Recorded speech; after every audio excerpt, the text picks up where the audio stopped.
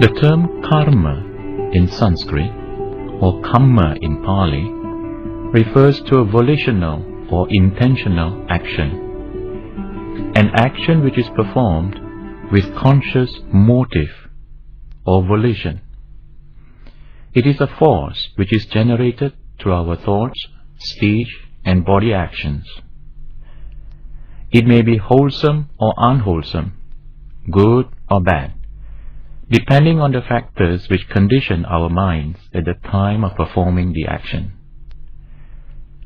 An action is said to be bad, immoral, unwholesome or unskillful when the mind is conditioned by the tendencies of craving or greed, anger or hatred, and delusion. It is good, moral, wholesome or skillful when the mind is conditioned by generosity, loving kindness, and wisdom. The law of karma can be simply stated as good begets good, evil begets evil. When we perform a good, a wholesome, or skillful action, we experience some kind of force that makes us feel somewhat calm, composed, and peaceful. On the other hand, when we perform a bad, an unwholesome or unskillful action, we experience in our hearts some uneasiness, somewhat gross and restless feeling, even remorseful at times. According to the law of karma, our present life is the result of our past existence, and the future will be the result of our present. We are actually the sum total of our past thoughts, speech, and body actions. What we will be in the future will be the result of our present thought, speech, and body actions.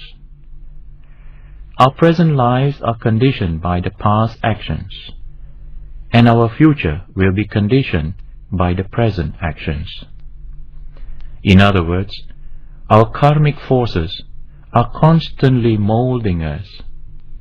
This is how we account for the differences among individuals around us. How one is born in a poor and miserable family, living in a miserable condition, even without the basic requirements of life, and how another is born in the lap of comforts and luxuries. How some are born genius, others dull and sometimes idiot. How some are strong and healthy and others weak and sickly. How some are born ugly and others good-looking. The law of cause and effect can explain all these differences and inequalities. The law of karma operates on the basis of conditionality. Things do not happen simply by chance or entirely through fatalism. In other words, when certain causes or conditions arise, we will see the arising of certain effects. All the sufferings that we go through in life do not happen by chance. Neither is it totally predetermined or entirely fated. Happiness and sorrow all arise dependent on causes and conditions. Verse number 1 of the Dhammapada says, if a person thinks, speaks or acts in an unwholesome or unskillful manner, conditioned by greed, hatred or delusion, then the unwholesome consequences or suffering follows him as the wheels of the cart follows the hooves of the ox that draws the cart. If on the other hand, one thinks, speaks and acts in a wholesome and skillful manner, when conditioned by the absence of greed, hatred and delusion, but flowing with generosity, loving kindness and wisdom, then the wholesome consequences or happiness follows him just as the shadow follows the man. When a person leads a moral and wholesome way of life by avoiding killing, stealing, sexual misconduct, lying, and the indulgence of intoxicants, he or she is protected from the harmful effects of such unwholesome actions. Moreover, when a person avoids evil and do the good, his or her mind is naturally free from remorse, is naturally calm and composed. The mind that is calm and composed is conducive to concentration, and the concentrated mind is naturally capable of analysis and contemplation, paving the way for the development of wisdom and insights, which leads to one's deliverance or liberation from the samsaric cycle of birth and death. The whole process of deliverance or liberation in Buddhism can be explained in terms of the law of cause and effect. Although we say that according to the law of karma, good begets good, evil begets evil, we do come across good people who suffer various misfortune, while some of the wicked and cunning ones appear to prosper and enjoy their lives. So we should not come to immediate conclusions about the workings of karma, because the working of karma cannot be simply understood by our rational thinking minds. We need to go beyond conceptual thinking to have a clearer understanding of the workings of karma. The actions which we perform may not necessarily give rise to immediate effects. Some actions may give rise to results only after some time within this lifetime. Some may only ripen in the next life, and still others may ripen in successive births. This phenomena can be compared to the germination of seeds. The seeds of some plants germinate very quickly. Some may take a longer time. Alfalfa seeds, for example, grows almost immediately within 2 or 3 days. But the seeds of mango or avocado plants may take quite some time to germinate. So when a kind and virtuous person suffers, he suffers not because of the wholesome deeds which he has done.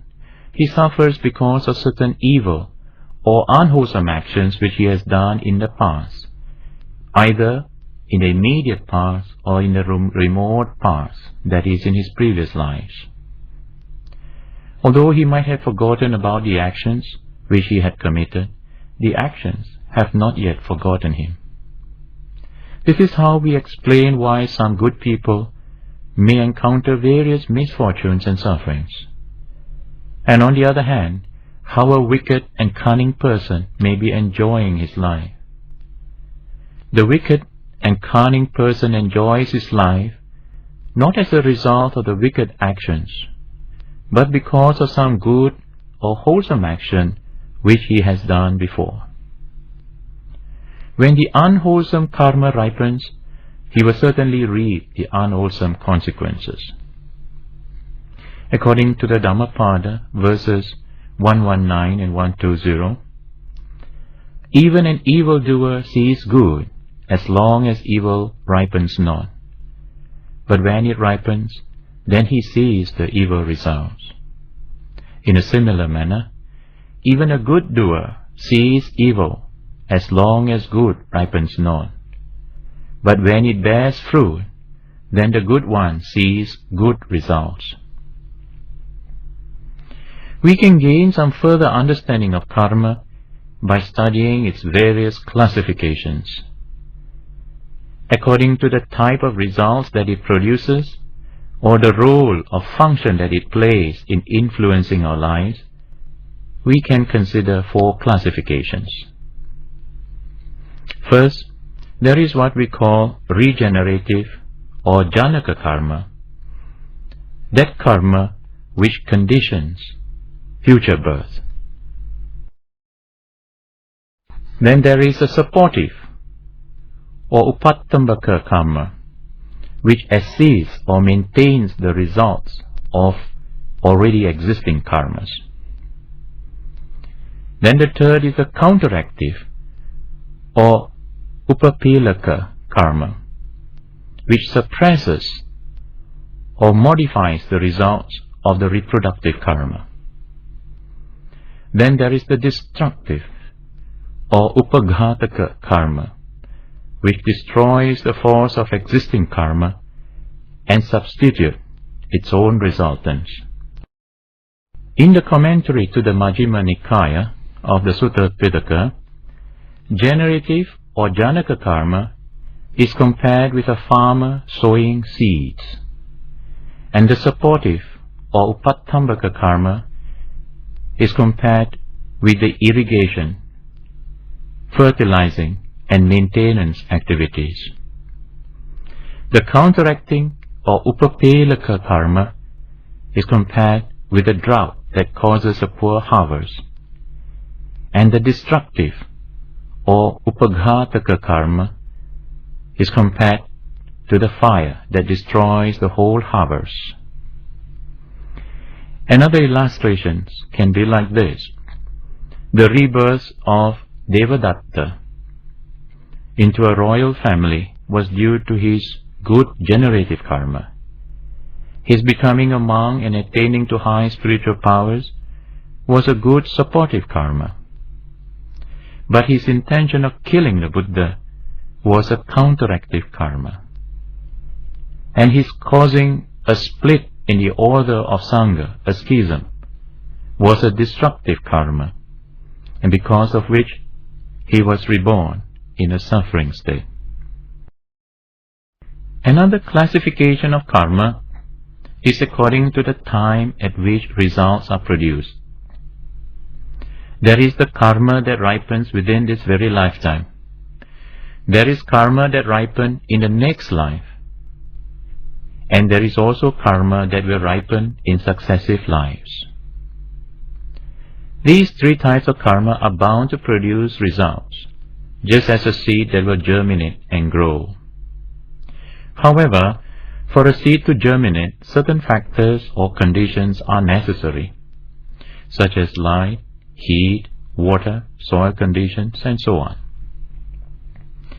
When the conditions are not favorable, certain seeds will not germinate. It may die off or become no longer viable. This type of karma is called ahosi karma. That is, karma which is ineffective. All those actions which we have done without generating much thought, much intention, their energy or force generated is of low intensity. When conditions are not favorable, these karmas become ahosi. That is, they become ineffective and can no longer produce results.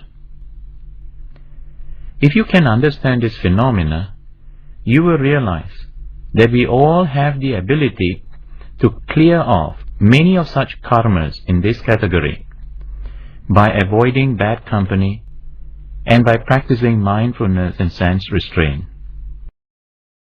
When we are mindful and able to restrain our senses, and when in the midst of good spiritual friends, the conditions around us will be such that they will not be favorable for the ripening of such weaker, unwholesome karmas.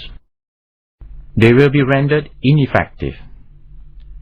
And there are many such karmas in this category, which we have generated in this lifetime as well as in our past lives. When we are in bad company, we are often negligent, not mindful, and unrestrained in our senses. So even the weaker karmas which we have generated in the past will ripen and take effect. There will also be the tendencies to generate more grievous karma.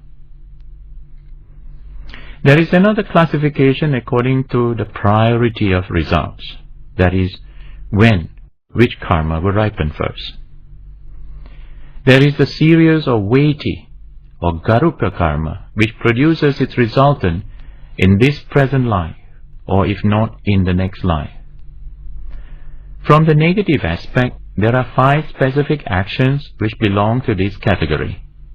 They are the killing of mother or the killing of father, the murder of a holy person or arahat, the wounding of a Buddha, and the creation of a schism in the Sangha, which of course can only be committed by a fully ordained monk. On the positive aspect, when one practices meditation and is able to develop right concentration through the development of jhanas or mental absorption, such actions are also considered very serious and weighty. They will produce resultants more speedily than those actions generated by ordinary, unrefined mental states. The good results will definitely take effect. There is also what we call the death proximate karma, which is the action which one does at the moment just before death, either physically or mentally. Mentally by thinking of one's own previous good or bad actions, or having good or bad thoughts.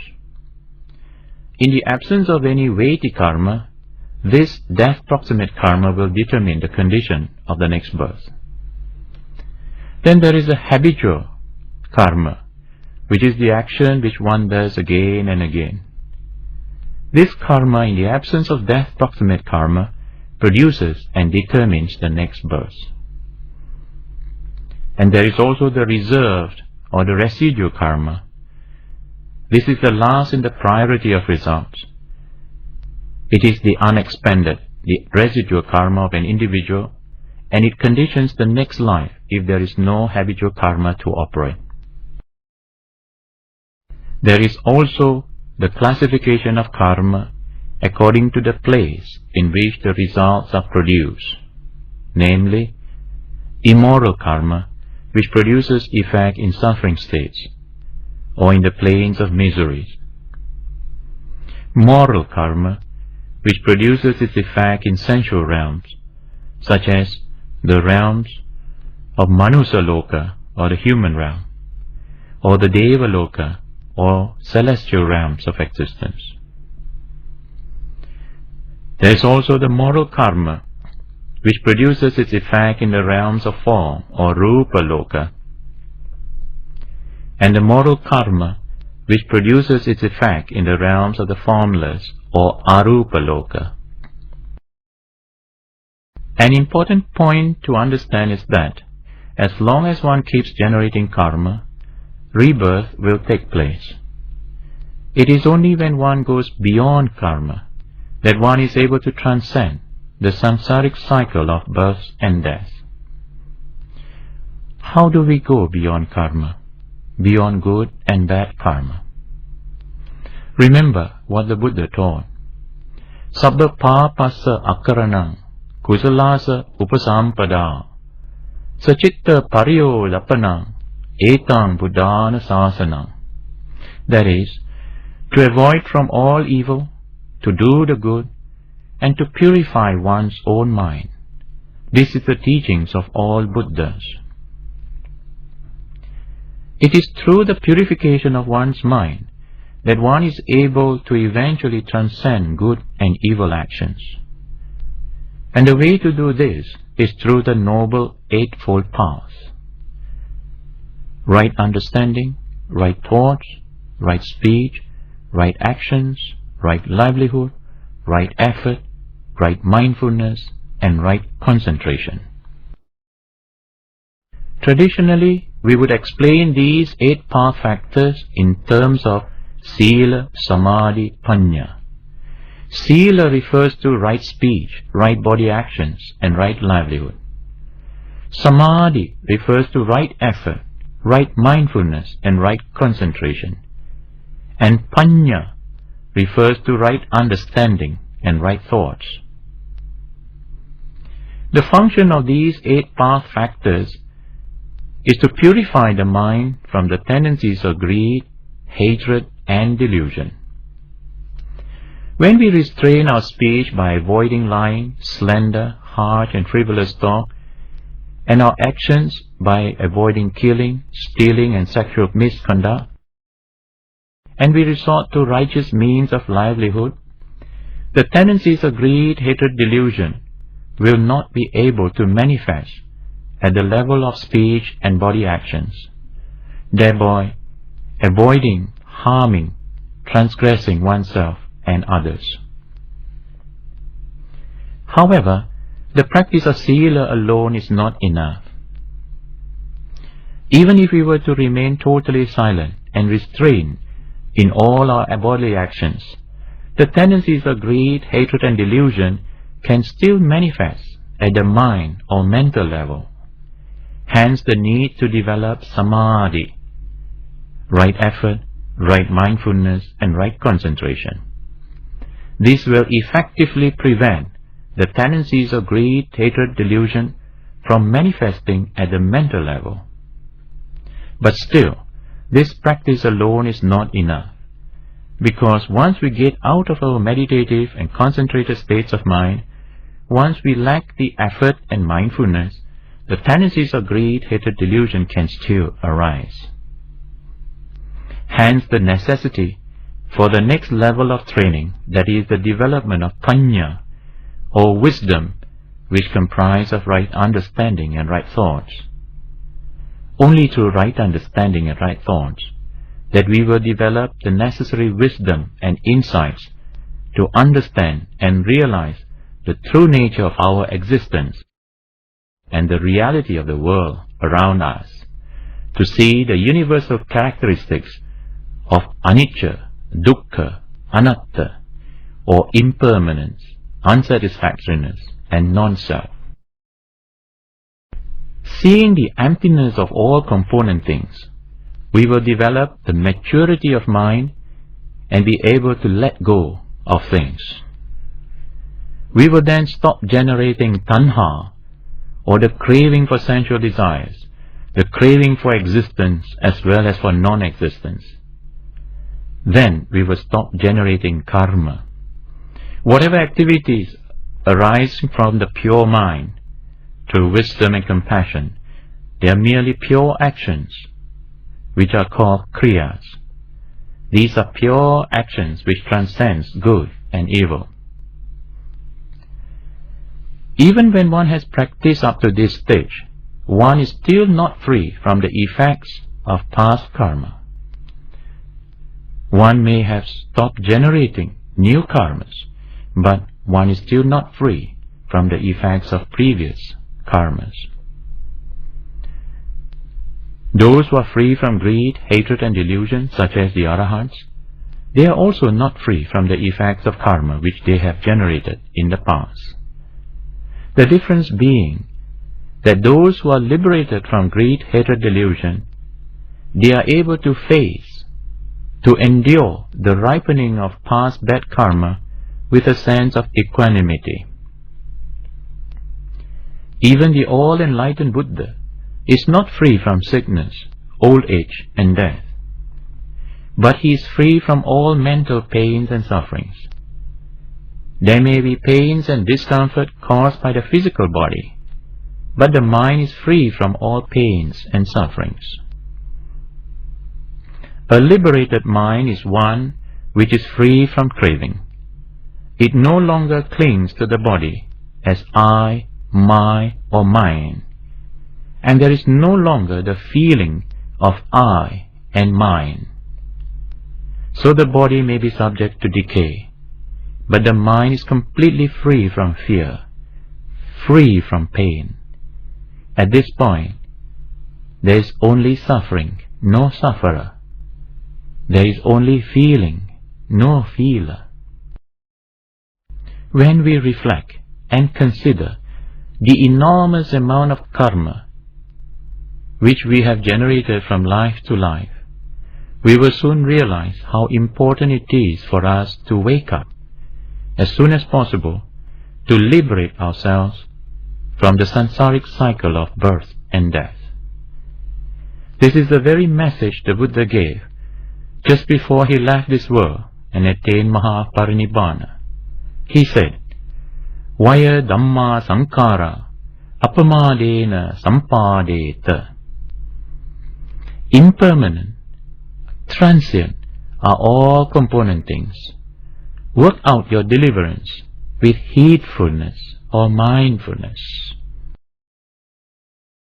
Now, I wish to talk about the practical applications of the understanding of the law of karma. If we truly apply the understanding of karma in our day-to-day lives, we can avoid lots of problems and sufferings. Let's consider the field of career guidance. It is the duty of parents to provide the necessary education and training for their children to have a suitable profession. What is meant by a suitable profession? Doctors, engineers, lawyers, accountants, IT specialists? Are these the only suitable professions for your children? Most youths are either influenced by their parents or peer groups in choosing their career. Few receive proper parental guidance. On the basis of the law of karma, parents should observe their children from very young days. Observe their behavior, their abilities and potentials, and then pave the way for them to accomplish their aspirations with whatever knowledge and skills they have already brought along with them from life to life. Through careful observation and application of the understanding of the law of karma, parents and teachers will be able to bring out the best in their children and students, not the best for themselves, only to boost their own status quo and ego. Another area in which I would like to touch on is the problem of relationship and the choice of a companion. Why are there so many failures and setbacks in marriage lives? If we have some faith in the teachings of karma and rebirth, we have to realize that this is not our only lifetime. We have lived before. That means we have had other mothers and fathers, brothers, sisters, husbands, wives, children, teachers, relatives, friends, and so on. The people whom we meet in this present life, whom we have strong affinity with, they are often those whom we have met before, whom we love and cared for, whom we may have also cheated and tortured in various ways. The Buddha's advice with regards to seeking companionship is to look out for someone who has a similar or slightly higher level of understanding than oneself. That understanding is about life, about our core beliefs in life. This is how we can pave the way for one another to grow. That is what a true marriage is about. Eventually it is to support and pave the way for one another to get out of the samsaric cycle of birth and death. Marriage should not be about producing babies alone. There is nothing wrong in producing babies. It is good to pave the way for the birth of a human being, but along with it comes the great responsibility to also pave the way for them to overcome all sufferings. If we take into consideration of the law of karma and rebirth, we will realize that those who have similar levels of understanding, whom we are able to relate with, will usually be those with whom we have had lived and grown up successfully before. However, there will be lots of others to choose from, such as those with good looks and money. Beauty is only skin deep. Wealth and status quo, they come and go. So do look for all those values, something deeper and more meaningful, such as wisdom and compassion, and other spiritual qualities, and your relationship will endure, and you will grow together as good kalyana mittas, or spiritual friends. The understanding of karma will also help us to develop a forgiving heart. We need to understand that whatever happens to us, whatever experiences we go through in life, all have arisen as a result of causes and conditions. So if we are experiencing something which we truly feel that we do not deserve, for example, if you have always been faithful and truthful to your spouse or partner, yet he or she betrays your confidence, or if you have truly and sincerely cared for others and they suddenly turn against you, then you need to apply the understanding of the law of karma. That nothing happens without a cause. Everything has a reason through causes and conditions. Whatever we are experiencing now is the result or the consequence of some actions of karmas which we have done in the past. We may not have done such cruel and bad deeds in this lifetime, but what about in the past, in our many previous lives? It is difficult to think that we have not done any bad actions in our past lives. When we reflect in this manner, we will learn to accept whatever situation that arises in our life. We need not react to the situation and try to fight back or seek revenge on others. If we do so, we will only be generating more fresh karmas, which will cause the situation to repeat itself from life to life. Reflecting on the law of karma, we will learn to endure adverse conditions and to accept things as they come. We will be able to let go of our grudges and forgive those who have cheated or harmed us in any way. When we realize that we could have done many bad things in the past, we will also begin to feel the need for repentance. We will begin to seek forgiveness from others for whatever wrong that we may have done to them in the past. Having repented for our own actions, we need to move on, to walk the right path, to aspire to walk the Dhamma's way. That is how we'll be able to overcome the sense of remorse in our hearts. That's why there is the practice of the observance of the 5 precepts in practically every religious functions or Buddha puja. They are not merely rituals. They are meant for those who have violated any of the precepts of killing, stealing, sexual misconduct, lying, and the indulgence in intoxicants, to renew that commitment to walk the Dhamma's way. The truly forgiving heart must also enable one to forgive oneself of any mistakes or wrongdoings.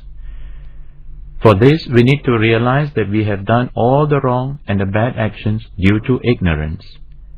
Now that we have some wisdom to see what is right and what is wrong, our conscience may develop.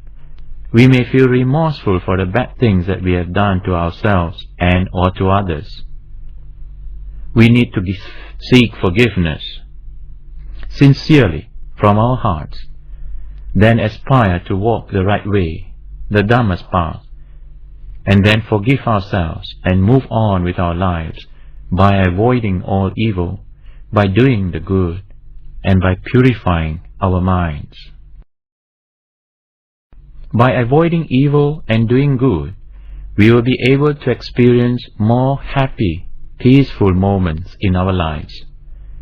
The good and bad karma do not offset or cancel off one another. This is how karma works. Black action gives rise to black results. White action gives rise to white results. Black and white action gives rise to black and white results, not grey. Black action refers to bad karma, and white actions refer to good karmas. Black and white actions means black and white results. That means good and bad actions gives rise to good and bad results. Just like the story of Robin Hood. He robs the rich to help the poor. Helping the poor is good, but robbing the rich is not so good.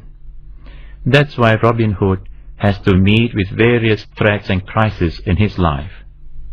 But somehow, because of his good deeds outweighs the bad ones, he always seems to be able to get out of trouble. Sometimes we have the good intention to help others, but the means by which we go about helping them may not be so pure and skillful. That is why, amidst the good results, we also have to go through some sufferings.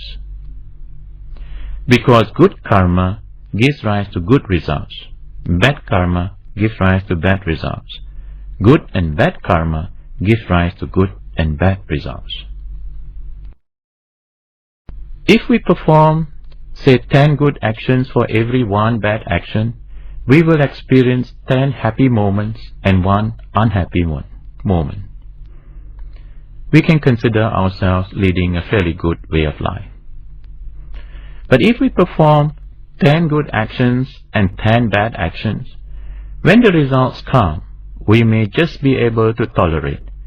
Our lives will be only so-so. If, on the other hand, we perform 10 bad actions for every 1 good action, then our lives can be quite miserable. That is why we need to avoid the bad actions and do more and more good ones in order to be able to continue to live comfortably. There are many karmas which can be offset through effort and wisdom. As mentioned earlier, if we associate with good company and practice restraint in our senses, then we can generate certain conditions which will not be favorable for the ripening of certain bad karmas. With regards to the stronger bad karmas, we need to strengthen our minds further in order to confront the unwholesome consequences without reacting to them and creating further karmas. Those who have developed strong faith and devotion will receive blessings from great spiritual masters and teachers. Such blessings are useful, especially when we are faced or going through with a period of bad karma. That's why we recommend people to be more spiritual, to lead more religious lives when they are faced with troubles and crises.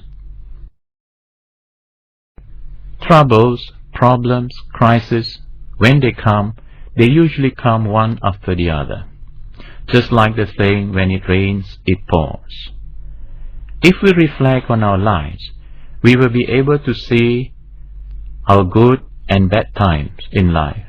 They seem to come in cycles. Some people go through very difficult times when young, but as they get older, things become better. Others enjoy their younger days, but as they get older, they have to suffer. Our good and bad times, good and bad moods, they are all the result of the ripening of good and bad karmas. When good karma ripens, we will be in good form, happy and light-hearted. Whatever we wish to do, we will get support from others. On the other hand, when bad karma ripens, one after the other, we'll get into trouble and meet with various obstacles, one after the other. Even though we may have good intentions to help others, people will be suspicious about us. They may not cooperate with us, or may even blame and criticize our actions. When we realize that bad karmas are ripening, we should lie low to keep low profile. Do not be too busybody. Don't make important decisions by yourselves. Always consult good or more spiritual friends. Reverence, humility, patience and obedience, these are important values that can help us go through the difficult times. So always remember, when you are enjoying good times, when you still possess wealth and good health, don't forget to do more good deeds. Convert your physical health to good mental health. Meditate more and go for retreats. Convert your wealth to spiritual wealth. After all, this physical body is only a vehicle for our mind to grow, to develop to greater spirituality. Our material wealth, we must know how to use them for our spiritual well-being. Learn to convert your money into spiritual currencies. Then you will not have to worry about inflation, devaluation, and so on. Your good and bad karmas are the only currencies that you can take along with you at death. Now, another important benefit in the application of the law of karma in our day-to-day life is the establishment in ourselves of a proper sense of purpose and direction in life. With the understanding of the law of karma and rebirth, we will realize that we have lived before. We have made many promises and aspirations in the past. We have also acquired various knowledges and skills in the past. We just need to be connected. Then we will be able to tap our vast potentials to fulfill our promises and aspirations. How do we get connected? We need to get rid of many distractions, to reduce the habitual tendencies of the mind, to allow the proliferation of thoughts, to get into states of calm and tranquility, more and more. And in the calmness of your minds, the light of wisdom will begin to dawn upon you. You will know more things about yourselves and what you really need to do in this life to fulfill your ideals and aspirations that will bring greater peace and harmony in your lives. May the right understanding of karma lead you all to greater peace and prosperity.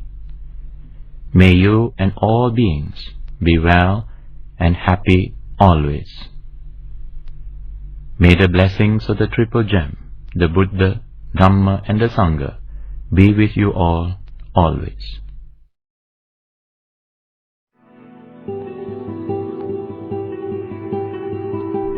We shall now commence with the reflection on the reality of our existence and the significance of karma. In whatever position or posture that you are in, just bring your mind within, close to your heart. You may choose to close or half close your eyes. Observe the calm and quietness within.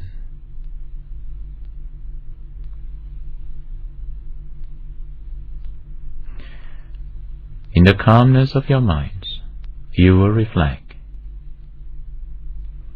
Jara Dhammo mi, Jarang Anatito, that I am of the nature to decay and to grow old, and I have not gone beyond old age. Bhyadi Dhammo mi Bhyading Anatito, I am of the nature to fall sick and have not gone beyond sickness. Marana Dhammo mi Maranang Anatito, I am of the nature to die and have not gone beyond death. Sabbehi me piyehi manapehi nana bhavo vina bhavo. All that is mine, all that I love and cherish, will eventually be separated from me, will disintegrate and disappear before me.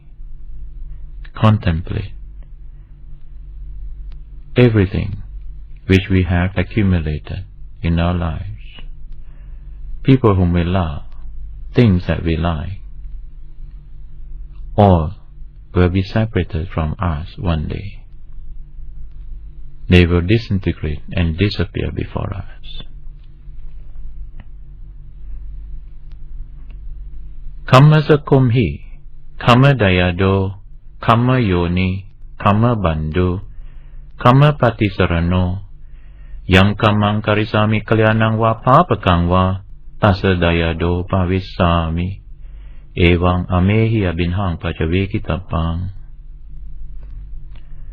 Kamma is my inheritance. I am heir to my karma, born of my karma, related to my karma. I live this life supported by karma. Whatever actions that I do, good or evil, that I shall inherit. We all inherit our actions, good and bad karmas. So let us determine in our hearts to avoid all evil, to do the good, and to purify our minds. To purify our minds from the tendencies of greed and various forms of clingings and attachments, from the tendencies of anger, hatred and grudges, and from the tendencies of delusion. Through greed, hatred and delusion arise all the wrong thoughts, wrong speech and wrong body actions, which gives rise to suffering, both to ourselves and to others. On the other hand, those actions that are free from greed, hatred and delusion, but flowing with generosity, loving kindness and wisdom, such actions are conducive to peace and happiness, both for ourselves and for others. Therefore, let us all determine to strive on with diligence, to cleanse this mind of the tendencies of greed, hatred, and delusion. These 5 contemplations, as recommended by the Buddha, are to remind us of the reality of our existence and help us to be vigilant, so that we will be able to accept and to cope with the process of aging, sickness and death. The contemplation on separation from our loved ones and belongings will prepare us to let go of everything when the time comes for us to leave this world. But we should learn to let go now, little by little. And the 5th contemplation on karma reminds us of the efficacy of our actions, so that we will make good use of our lives, of our health and wealth, to wisely convert them to merits or spiritual currencies that we can take along after death. The understanding of the law of karma constitutes a major aspect of wisdom. It enables us to develop patience, tolerance and understanding when confronted with obstacles and challenges in our day-to-day lives. The understanding of karma will also instill in us a greater sense of responsibility. We will take responsibility for our own actions. We will be more self-reliant and confident, more patient and enduring, more humble and forgiving, and above all, we will establish in ourselves a proper sense of purpose and direction in life. May you and all beings be well and happy.